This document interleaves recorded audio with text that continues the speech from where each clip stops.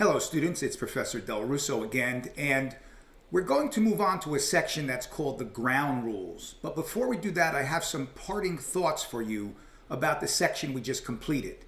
And that section was introduction, where we talked about gathering information, about teamwork, about creating an interview space that's hospitable to children.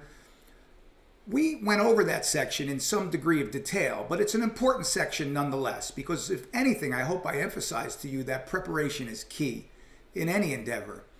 And just to think for a moment about what we learned, first of all, the introduction helps orient the child to the interview space, to you, to where they're sitting in time and space, because this is all new to them. So it's a nice way to orient the child without getting into anything too heavy at this point, anything too emotional. It also allows the child to transition from their thoughts and behaviors about what to expect before they walked into that interview room.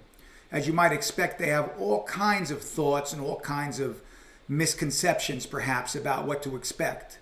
So that introductory phase allows them to transition from whatever their fears were perhaps, or certainly whatever their misinformation was or whatever their thoughts were before they entered that room. So the introductory phase serves that important purpose.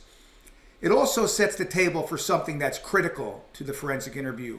It sets the table for the child understanding that they have to do most of the talking, that you're a listener and they need to express themselves. And despite the fact that caregivers and grown-ups throughout their lives have done most of the talking, it is now their opportunity to express themselves. The rules are a little bit different in here.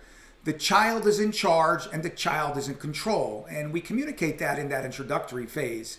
And that's important, and it needs to be emphasized because kids don't grow up that way.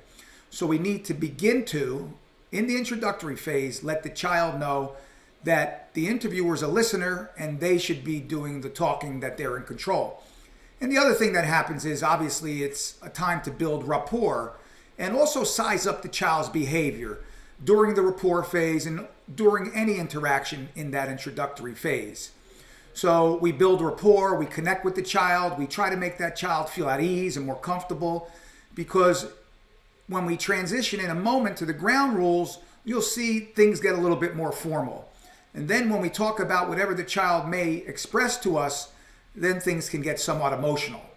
So that introductory phase is real important, and I hope you appreciated that.